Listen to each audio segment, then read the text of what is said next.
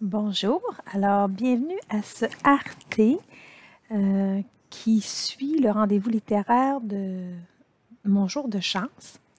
Donc, tel que promis, je vais vous montrer comment faire pour dessiner un renard.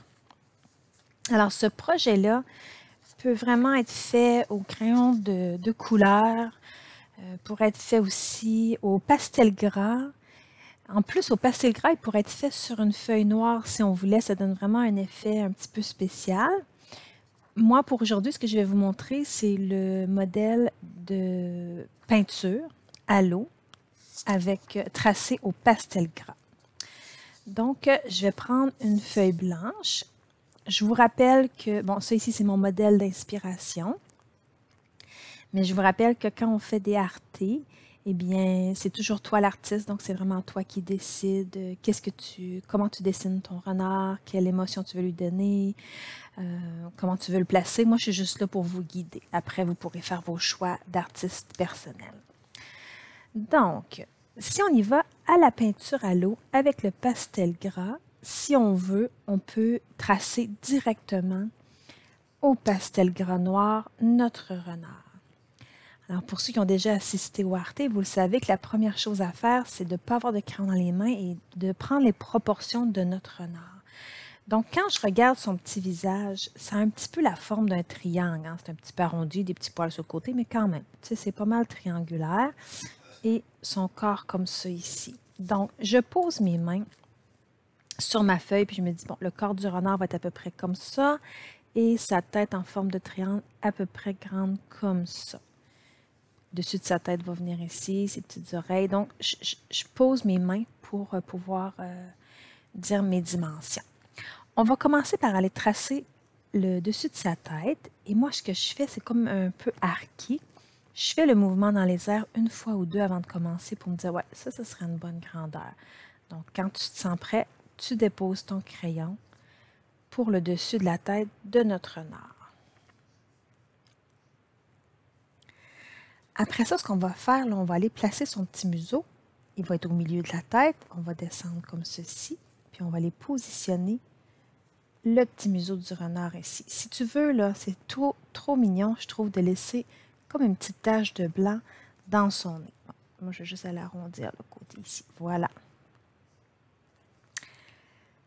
Alors, là, ce qu'on va faire, c'est qu'on va aller relier le côté et on va s'en venir comme ça en triangle ici. Voyez-vous ce que je fais? Je fais quelques fois, parce qu'ici, les petits poils sur le côté, vous pouvez aller directement en ligne droite si vous voulez. Moi, j'aime bien mettre des petits poils sur le côté. Donc, regardez, je m'improvise un petit zigzag. Après ça, ligne droite. Je le fais une fois ou deux.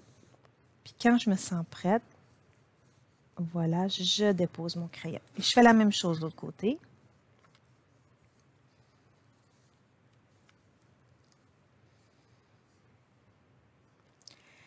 Ensuite, je viens positionner les yeux. Avez-vous vu, je prends souvent mon crayon pour placer les choses. Donc, je me place à son front, je descends un petit peu plus bas ici. Bon, les yeux vont être à cette hauteur-là. Donc, j'en fais un d'un côté. J'aurais pu aussi tourner comme ça dans les airs une fois ou deux. Puis quand je me sens prête, je dépose mon crayon. Moi, ce que je trouve mignon quand je fais des yeux, c'est que je laisse comme du blanc. Moi, j'aime bien faire deux ronds blancs. Donc, je remplis le reste avec le crayon de pastel gras noir. Mais j'aurais pu aussi faire un éclat. Je vais vous montrer sur une autre feuille ici. J'aurais très bien pu faire comme ça ici et laisser comme complètement une demi-lune comme ça sur le côté. Ça aussi, c'est très beau quand après, je remplis de noir mon œil. Regardez, ça lui donne un bel éclat dans l'œil. Mais en fait, vous pouvez faire les yeux que vous voulez. Je sais que j'ai des amis qui aiment bien faire les yeux comme ceci pour donner un petit air un peu comme des yeux de manga à leur personnage. C'est vraiment toi qui décides. À la limite, même tu pourrais mettre les deux yeux et mettre des pupilles aussi dans tes yeux. Et selon comment tu places tes pupilles, ben, ça peut donner une petite personnalité à ton renard. Donc moi, j'y vais avec la technique des deux ronds blancs. Puis après, je remplis de noir les yeux. Maintenant, on va tracer, parce qu'ils ont comme un peu de blanc en bas ici, on va aller partir d'ici et on va tracer comme ça, un côté du museau et l'autre côté du museau.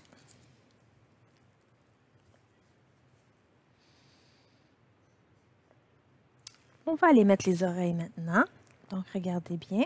On met comme une forme un peu triangulaire de ce côté-là. On va de l'autre côté aussi. Mais là, on va voir le côté de l'oreille. Donc, on se place juste à l'intérieur et on fait une forme arrondie comme ceci.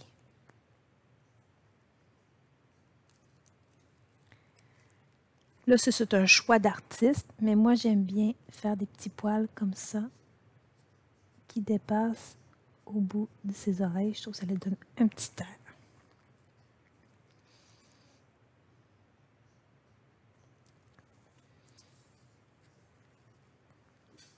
On va aller mettre maintenant le corps de notre renard. Bon, là, on peut aller soit y aller vraiment forme arrondie comme ça. Moi, j'aime bien lui donner un petit mouvement dans son corps. Alors, regardez bien, je pars d'ici et je m'en vais comme ceci. Donc, je pars son petit cou, puis après ça, j'élargis vers le bas. OK, à partir de maintenant, vous allez faire un premier choix d'artiste, c'est que vous allez décider si la queue du renard est placée devant, donc on ne verra pas le bas de ses pattes, ou si vous préférez placer la queue derrière le renard, où à ce moment-là, on va voir ses pattes. Donc, ceux qui me connaissent, vous le savez, je vous ai déjà avoué que moi, j'étais pas super bonne pour faire des pattes de renard. Donc, souvent, j'ai tendance à les cacher soit avec du feuillage, des fleurs, ou dans le cas suivant, ce sont avec la queue. Mais je pourrais vous le montrer ici, si vous désirez vraiment qu'on voit les pattes de votre renard. Donc, votre renard est comme ça. Donc, vous pourrez mettre les petites pattes noires comme ça et vous pourrez aller mettre ces petites pantoufles comme ça ici, dans le bas. Et on pourrait voir, disons, le bas de votre renard. Puis vous pourriez aller placer la queue comme ça, par exemple, ici, sur le côté. C'est un exemple. OK? Moi, je vais quand même montrer sur le modèle comment faire pour camoufler les pattes de notre renard. Donc, ce qu'on fait, c'est qu'on va venir placer la queue sur le côté ici, en avant de notre renard. On pourrait commencer par le devant ici. Donc, on pourrait tout simplement tourner comme ça la queue et la remonter de ce côté-là. C'est le haut de la queue. Et pour faire le bas, ce qu'on va faire, c'est qu'on va partir un peu plus haut ici. On va aller plus bas. Et voilà. Et on remonte comme ceci. Une fois qu'on a posé notre queue, ici, on peut venir mettre un petit zigzag parce que le bout de la queue va être blanche. Et là, on va aller faire la zone blanche aussi sur son ventre. Donc, on va reprendre le même mouvement qu'on avait fait tout à l'heure, sauf un peu plus bas ici. Voilà, comme ça. Et ça, on va laisser ça blanc plus tard. Et là, on va mettre les pattes du renard ici devant, bien noir. Puis comme moi, la queue est devant, ben, je ne verrai pas le bas de la patte.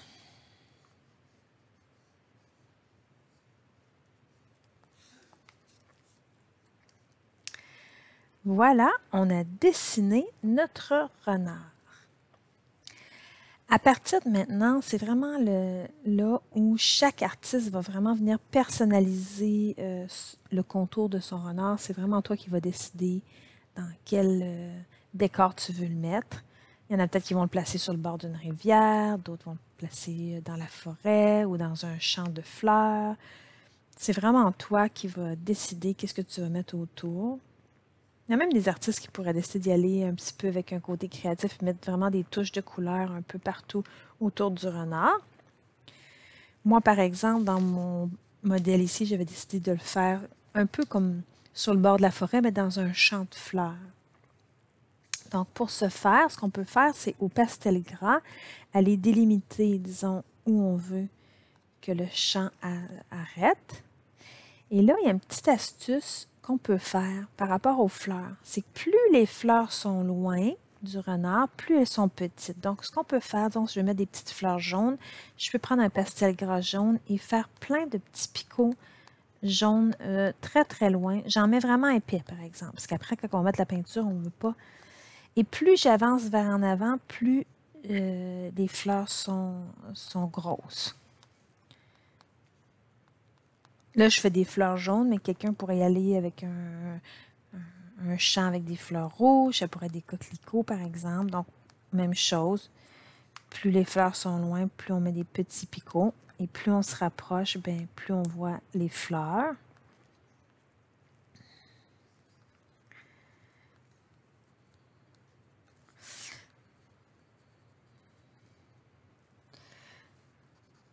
Donc, on peut faire les fleurs. Là, moi, je les fais au pastel gras, mais quelqu'un pourrait décider, comme dans mon modèle, je ne les avais pas faites d'avance au pastel gras. Je les ai faites par après avec de la peinture. Donc, ça, c'est vraiment un choix. C'est à vous de voir si vous voulez les faire d'abord au pastel gras ou sinon à la peinture. C'est comme vous voulez. Et là, on peut décider aussi de qu'est-ce qu'on va faire en arrière de notre renard. Donc, on peut mettre une forêt, des arbres. On peut laisser ça vierge aussi, puis juste aller mettre des belles touches de couleur après à la peinture. C'est vraiment votre choix comme vous voulez. Les fleurs qui sont devant, les plus près aussi, on peut leur mettre comme ça des tiges. On peut même mettre un petit peu de feuillage, toujours en pastel gras, puis après, on pourra passer à la peinture par après, par-dessus. Parce que là où il va y avoir eu du pastel gras, on ne pourra pas, la peinture à l'eau ne pourra pas aller à cet endroit-là. Bon, puis plus on monte par en haut, moins on voit aussi les brindilles d'herbe. C'est vraiment des détails qu'on peut voir quand on est tout près. Voilà, comme ceci. Mais plus on s'éloigne, moins on voit ce genre de détails-là. Quand vient le temps d'aller à la peinture, je vais vous montrer que quand on peint, bien, il y a différentes grandeurs de pinceaux. Donc, on se rappelle que les gros pinceaux sont pour les grandes surfaces, comme le ciel, le gazon. Les moyens pinceaux sont pour les moyennes surfaces, comme notre renard. Puis les petits pinceaux, bien, ils servent à faire les petits détails. Comme je vais vous montrer, on pourra faire les poils, par exemple. Donc, on peut commencer par faire... c'est comme vous voulez, on peut commencer par le ciel ou moi, habituellement, je commence par le centre, par mon renard, puis après, je vais aller faire les couleurs autour. Donc, on peut mettre une première couleur de base. Le renard, on veut qu'il soit de couleur un peu comme roux. Donc, ce n'est pas nécessairement orange. Là, vous voyez, il y a déjà eu des mélanges de couleurs dans ma palette. Mais ce qu'on va faire, c'est qu'on va aller chercher un petit peu de brun. Puis, on n'oublie pas que c'est juste le bout du pinceau qui va toucher la feuille. Donc, on a juste besoin de mettre de la peinture sur le bout du pinceau. Donc, on peut aller chercher un petit peu de brun, le mélanger avec notre orange pour se faire un beau roux. Et là, on glisse tout simplement notre pinceau sur notre renard. Là, on veut que le renard soit d'une belle couleur opaque. Donc, la recette pour ça, c'est de mettre juste un tout petit peu de peinture, un tout petit peu d'eau, mais beaucoup de peinture. Donc, on veut une belle couleur vive pour le renard. Je répète, on met un petit peu d'eau et beaucoup de peinture. Puis, on essaye de suivre un petit peu les sens du poil du renard quand on met, surtout quand on met dans la couleur. Puis une fois que ça va être séché, on pourra peut-être même mettre, moi je l'ai fait sur mon autre dessin, j'ai mis, une fois que c'était sec, une deuxième couleur. Je vais aller vous montrer comment.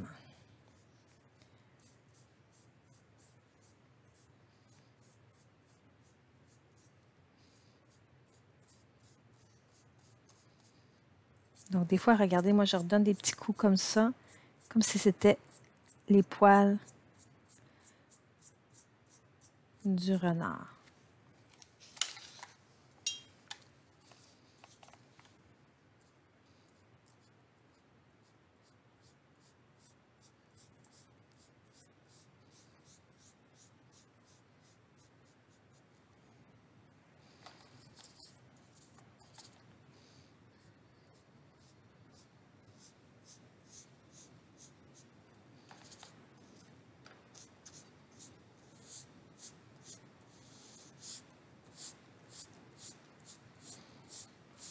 N'oubliez pas, hein, on suit un petit peu l'essence du poil de notre renard.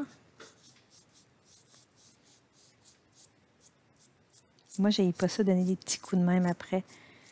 Même quand le pinceau est un peu sec, je trouve que ça donne un petit peu des effets de poil ici et là. Puis après, on pourra aller peut-être jouer avec d'autres couleurs.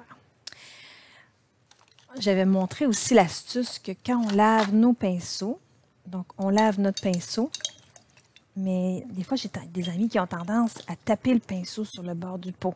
Et ça risque d'éclabousser sur la peinture des amis. Regardez, on va plutôt aller éponger comme ça notre pinceau, comme il faut, pour le nettoyer. Et on le laisse sécher à plat. Trop souvent, je l'ai fait moi aussi, je laissais sécher mes pinceaux debout et l'eau coulait ici. Ça a tout brisé mes pinceaux. Donc, il faut faire attention à ça. Là, pour le ciel, pendant que notre beau renard va sécher, on va aller faire notre ciel.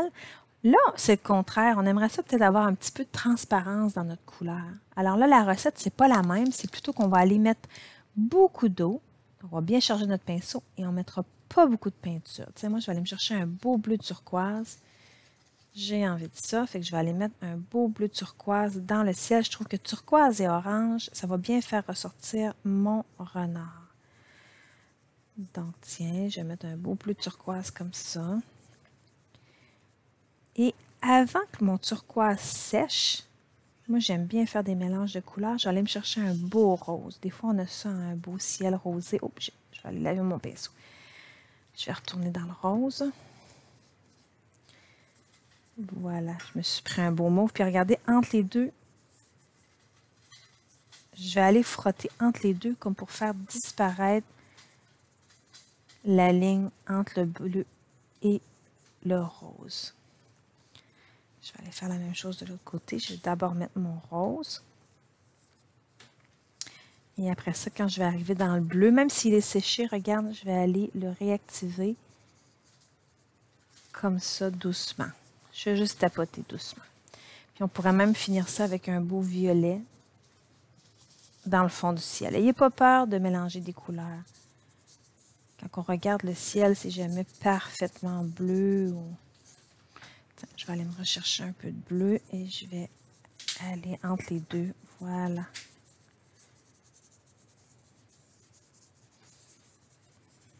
Mélanger entre les deux les couleurs, c'est super beau. Là, il me reste à mettre mon vert de gazon. Donc, je vais aller mettre le vert. Et là, je peux passer par-dessus les fleurs jaunes que j'avais mis tout à l'heure en pastel gras. Regardez, les fleurs vont apparaître en plaçant le vert.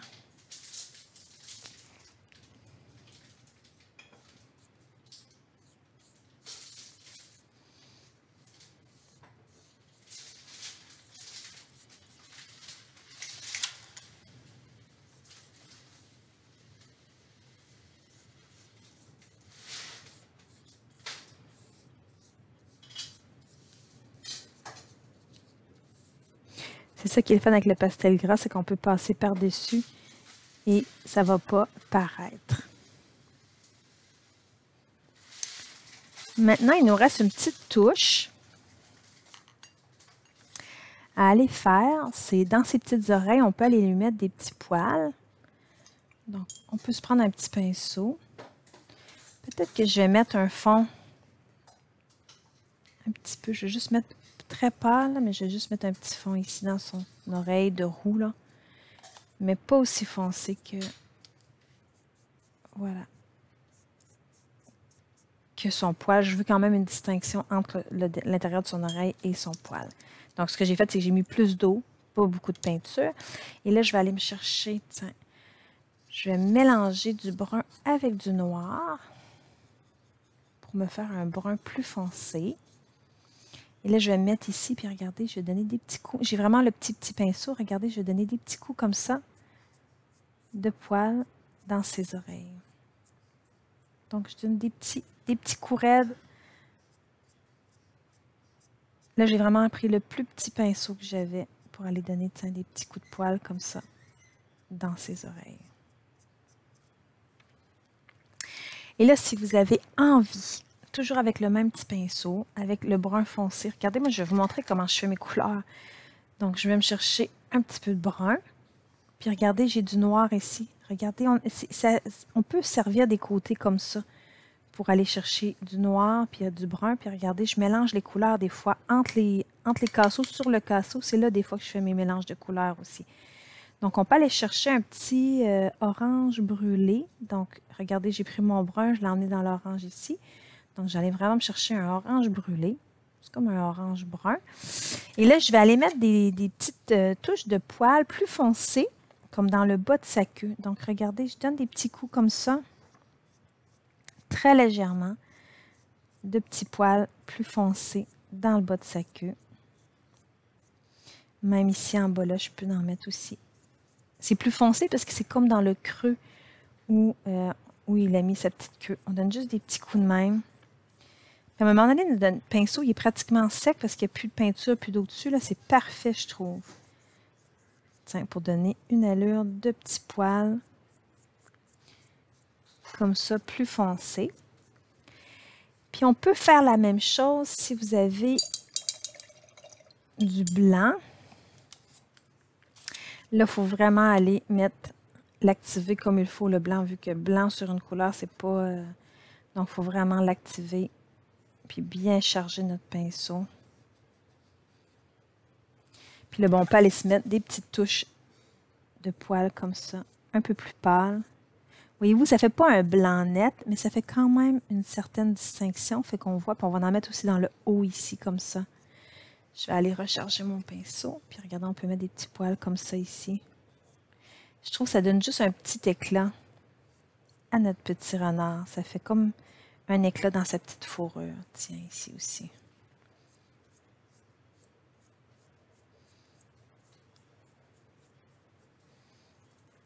Voilà. Donc, c'était mon arté pour pouvoir vous apprendre à peindre ou à dessiner un renard. Donc, si jamais, les amis, vous l'avez fait au crayon de pastel gras ou encore au crayon de couleur, vous pouvez aussi vous amuser à mettre une première couleur, puis après ça, prendre un crayon brun, puis venir mettre des petites altérations comme ça dans les poils. Ça donne vraiment un bel effet. J'espère que tu as aimé ce arté. Au revoir!